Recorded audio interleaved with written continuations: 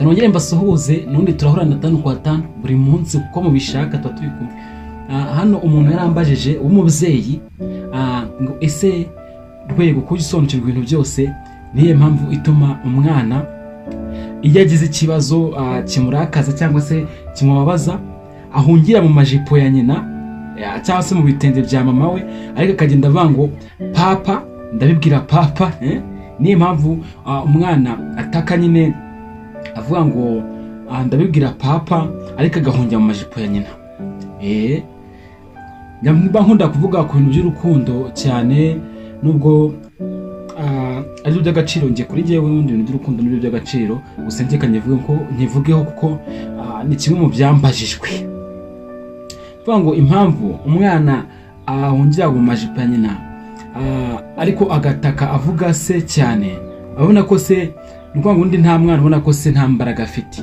Teka umwana abazi ko papa ari umunyembaraga wa mbere uriho ukomeye, nkuko natwe tuzi ko Imana ariyo nyine ariyo ishobe byose, ari isumba byose, ariyo nyine ububasha. N'umubyeyi rero bari rwo rugero rwiza rwo kuba umuntu yagasenze.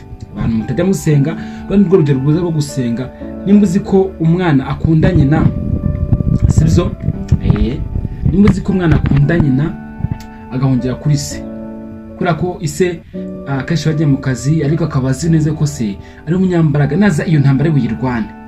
Noneho ugasanga kujya gusenga byarakuraniye ngo cyangwa se kuvuga Imana ati Imana n'ibintu izabikemura, ugasanga byarakuraniye pe. Ugasanga ushaka no kumva ko Imana iriho, Imana ari byose. Oya, ntabwo ko ibyo bintu byakagenze. Ese ruzi ikintu gitumye uba umuntu gitumye akanya ari wowe uriho, ntabwo ari uko uri w'agaciro kurusha abandi bose, ahubwo nuko Imana ifite umugambi. Sibyo nashatse kuvuga, ahubwo nashatse kuvuga ngo Isaya utaragira ugikunzwe n'Imana, muri Imana ikunda gushimwa no gusabwa. Ibyo bintu utarabikora ntabwo Imana yapfa kubikora, sibyo ra?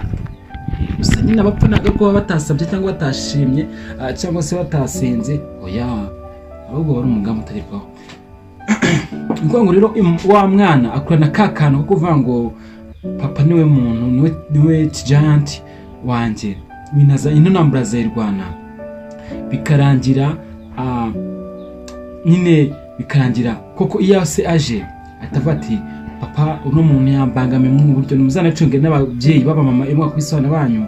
Iyo ise aje tuvuga ati mama yankubise, ariko ura papa w'umwana akwise umwana ntabwo umwana asunywa abwira nyina ngo papa yankubise. Oya, iyo umubyeyi umugabo akwise umwana ataceceka akaryoma atavati no se ko n'undi nta muntu washobora papa kamsihurire, ugasanga nyine aryumyeho pe.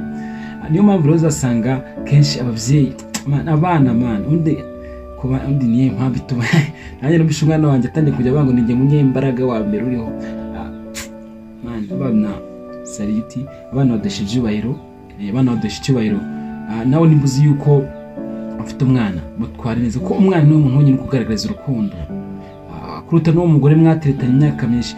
Ni ukuri pe, kandi niko kuri icyo mubwira. Wowe wambajije ikibazo ndajya guyisonukiwe, agakora subscribe kuri YouTube channel yacu Rwego 2 WhatsApp.